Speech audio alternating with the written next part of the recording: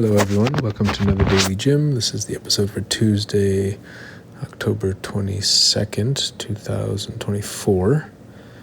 Today I want to talk about Make America Love Again and The Heart of Stevie Wonder. And so today I went to see Stevie Wonder perform a concert in Detroit.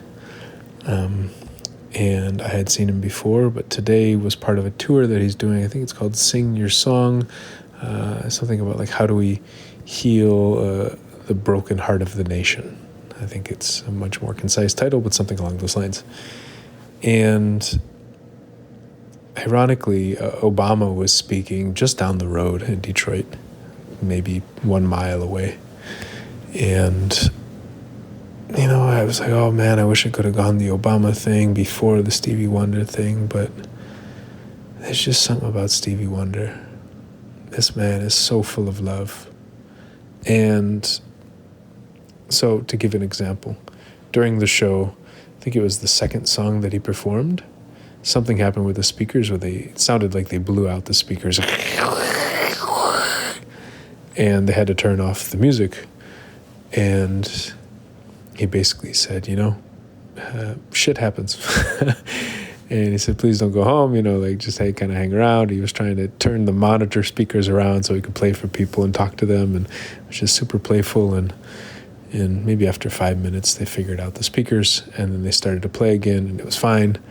And everything was going, I think, well. And then he took an intermission, and he comes back. And there's some people, the choir performed when he came back, and they played another song, and the speakers, and then they waited a few minutes, and they fixed it, and they played the song again. And so he went to play it the third time, and I can't remember when he said this, but he said something like, the sound engineers are probably really messed up right now. And then at some point he did a little playful thing. He said, so he said, repeat after me. It says, stuff happens, we love you, Stevie, we forgive you, Stevie. And I don't know, that whole, the sound engineers might be feeling really messed up right now. He's just so compassionate. This man has been performing live music since he was 11, and now he's 74. I think so, 63 years of performing. I mean, he was signed to a label at 11, so maybe he's been performing even longer. And there was a specific political bend to this, and it wasn't even so political, it was cultural. And what he said at the end, it was quite political, but he said, it's not about making America great again. What if it were about making America love again? Even saying that right now, I feel tears come to my eyes. Making America love again. Care about each other. Care deeply about each other and ourselves, our communities, our neighbors, our quote-unquote enemies. And just realizing that we're all in this together. And I just don't hear politicians talking like that.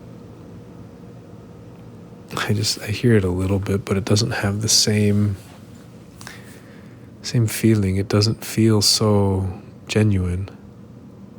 I mean, Stevie preaches love a lot. If you listen to his music, it's love, love, love, love, love.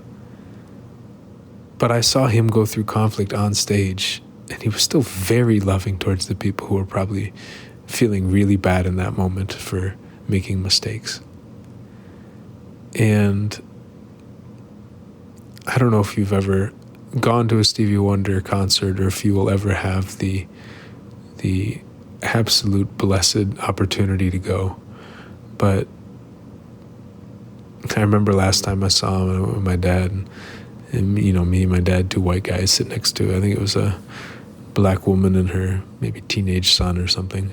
And Stevie played music, and he was DJing for a little bit, and he played music where we like everyone in the audience sang along because he played songs from Detroit, because he's from, he grew up in Detroit. So he played songs that were old school Motown songs, and he put even Eminem on. He put all these songs that like everybody in the crowd is singing along. And I looked at my dad, big smile on his face. I look at the black woman with her teenage son, big smiles on their faces. And I was just, and that's how it was tonight. I looked around, so many people were filled with joy. And it brings tears to my eyes, because how often does this happen? Where people are just filled with joy and filled with love, and look around and are just grateful to be where they are. And don't care about the differences, but just so enmeshed in the similarities and the commonality, the shared joy that we have listening to this virtuoso not just sing, but invite us to participate in his, I would say talent, but it's not even the talent, it's his energy, to like welcome us into his joy, into his playfulness. And man, how I wish politicians would do this more. I just wish we would do it more as a society. And maybe you're listening to this and being like, you're not very playful right now. Look at you preaching playfulness and you're on the edge of tears. I don't know if my goal or my role is to always bring people into playfulness. I think it is to bring people into this realness and just this depth of feeling. Love is not just playful. Love is not just joy. Love can be sadness. Love can be warmth. Love can be worry. Love can be fear. Love can be anger. Love can be all of the emotions. So make America love again. Make America feel again. Yeah. So I just feel so fortunate, so blessed, and so lucky to be able to have seen him twice in my life. He's got a song. Ooh, it's going to make me tear up. For once in my life. For once in my life. I'm not going to sing on this. Hey, man, singing on a podcast. But he explained tonight that the song was actually about falling in love with this girl when he was 14, and then writing the song, I think, when he was 18. But, yeah, I just think sometimes we want to be great, but we don't want to be loving. And what is greater than loving?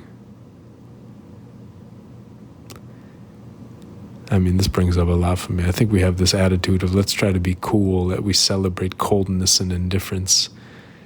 And even me, I look at some people in my life, I'm like, oh, that guy's so cool. I'm not that cool. Like this app Clubhouse came out back in the day. I was like, I'm not cool enough to be on Clubhouse. I'm not cool enough to get the girl. But I'm super warm. Can we celebrate the warmth again? Make America warm again. I'm afraid to say that because it's a bit climate change oriented. But yeah, just make America love again. Make humanity love again.